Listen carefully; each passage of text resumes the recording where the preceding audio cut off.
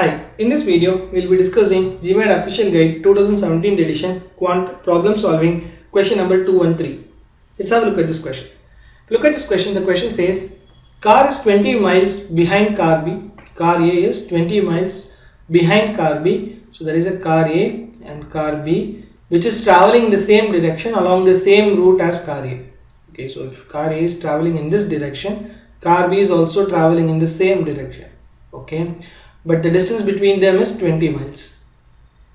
Okay, car A is traveling at a speed of 58 miles per hour. Okay, so car A speed is 58 miles per hour, where speed is nothing but distance by time. The universal formula for distance is nothing but speed into time taken. Okay, now they have also told car B is traveling at a constant speed of 50 miles per hour. That means it can cover 50 miles distance in an hour. Okay, distance divided by speed. Distance divided by time is nothing but the speed. How many hours will it take car A to overtake car B and drive 8 miles ahead of car B? Okay, this question is very simple if we try here the back solving. Okay, so we shall see how to solve using back solving little later, but let's see how to in a normal way how to solve this question. Okay, so car A has to drive 8 miles ahead of B. It has to overtake first, then it has to drive 8 miles ahead as well. Right? This is what the thing is. Okay, so in that case, the relative distance between A and B. Relative distance between A and B right now, if I have to count 20 miles plus the another 8 miles, relative distance between them is 28. And the distance between them, distance between them is 58 and 50. Relative speed between them is 8 miles. So 28 by 8 will get you the time taken for it to overtake. That's all. It's nothing but 3.5 hours. So what I did here, pretty simple, very basic step. Okay, so relative distance divided by relative speed. Okay, what is relative speed? Relative speed is nothing but if both the objects are traveling in the same direction, both the objects are traveling at the same time, and if both the objects are traveling in the same direction, then the relative speed is difference of their speeds. Here both are traveling and both are traveling the same direction, so difference of the speed is the relative speed. So same direction, relative speed is difference. But if it is opposite direction, okay, if it is opposite direction, then the relative speed is sum of their speeds. Okay, suppose if they have told A is traveling with 58 miles per hour and B is traveling in opposite direction, then in that case relative distance, relative speed between them is sum of their speeds, which is nothing but 58 plus 50, 108. So what does it mean? What does it mean here? When both are traveling, since A travel with 58 and B travel with 50 miles, both are traveling the same direction. The difference in their for every hour, the difference in their distance is 8. So that's what it means. 8 miles per hour, the difference in the distance.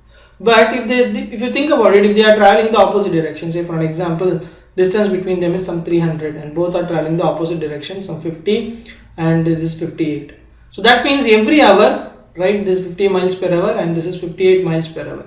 So every hour they will cover is 108 miles per hour, So that means 300 distance means to time taken will be 300 divided by 108. So when they are in the opposite direction, then it has to be sum of their speeds. Okay. So what is my relative distance? When they both are traveling, what is the distance between them? Here the distance between them is 20 miles. Okay. So right here 28, 8 miles ahead as well. So that means 28 plus another 8. Otherwise first what you can do is 20 by relative speed is 8. So 20 by 8 will get you 2.5 hours. So that means the remaining extra 8, to travel another extra 8 miles, 8 divided by 8, which is nothing but another 1 hour it will get you. So that means 8 by 8, 1 hour plus 8 by 8 we can do, because after overtaking it has to also travel ahead of B 8 miles. So another 8 miles relative distance between them should be another 8. So that means relative speed is 8 miles. So 8 by 8, another 1 hour it will take.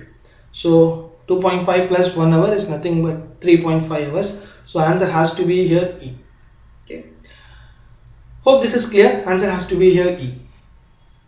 Now let's see how to solve this question using back solving. Because we have numbers in answer choices, we can do back solving. As per the process, right, we'll assume the answer choice C and check whether it matches the condition. And of course here back solving is easier because the question gives you the time taken for car A to overtake car B, right? So we'll assume the time and check whether it matches the condition of the question. First of all, car A and car B, they are right traveling the same direction, and their car A is 20 miles behind. That is, the distance between them right now is 20 miles, and car B travels the speed of 58 miles per hour, right? Sorry, 50 miles per hour car B, and car A 58 miles per hour, right? And car A has to overtake and drive 8 miles ahead as well. Okay, so if total time, right, if total time taken for car A is 2.5, then 2.5 into speed is nothing but 58, right? Distance is equal to speed into time taken. We all know that. It's a very universal formula. Distance is equal to speed into time. Now the speed is 58 and time taken is 2.5. Then the distance covered would be what? 58 into 2.5 is what? Say 58 into 2 is 116. So 0.5 means another half of 58, which is 29, 145, right? But let's assume like car A is now at ground zero. Now car B is at from the ground zero 20 miles ahead. Okay, so that means car A is traveling 145. So that means car A is at 145 now. Okay, car B is at 20. Okay, now car B, if it is traveling another 2.5 hours, right? So after 2.5 hours, car B, right? Car B distance into speed into time taken. Speed is 50. Time taken is 2.5 hours. Then the distance covered is 50 into 2.5 is nothing but 125, right? From 20 to another 125 means 20 plus 125, that means both will meet. That is, car A will overtake car B, right? But it will not be 8 miles ahead. The question says it has to also be 8 miles ahead. So we can eliminate the answer choice A, B and C, right? So A, B and C straight away ruled out.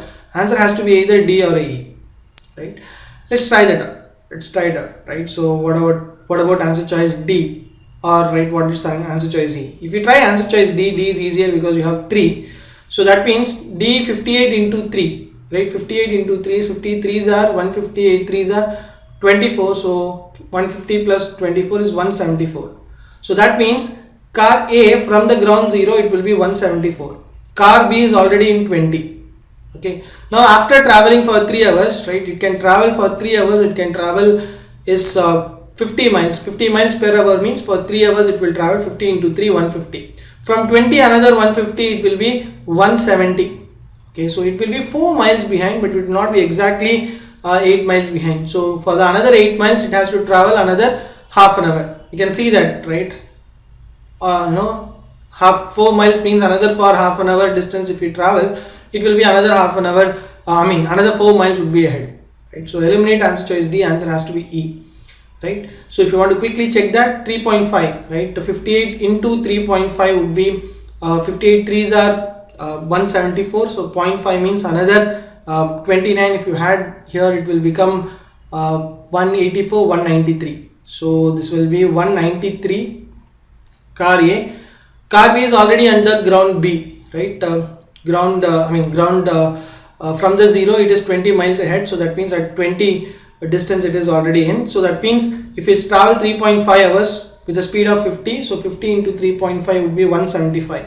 So 175 plus 20 would be 175 plus 20 would be 195, right? So 195 and 174 plus 29 is 203, right? So 203 this is, right? So 58 into 3 is 174. 174 plus a 30 would be 204, but we have to add 29.5 only, half of 58, which is 29. So 203 and it would be 195. So 195 and 203, distance is exactly 8 miles ahead. So that's what we have to figure out. So answer has to be here E, 3.5. You no need to do that last step checking for 3.5, right? Once we know that A, B, C, D eliminated, all the 4 answer choices eliminated, and the answer has to be E. You no need to even think about checking answer choice E. Just for that, just we are learning here, right? So we did that extra step. In the exam, you no need to do it. Okay. Hope this is clear.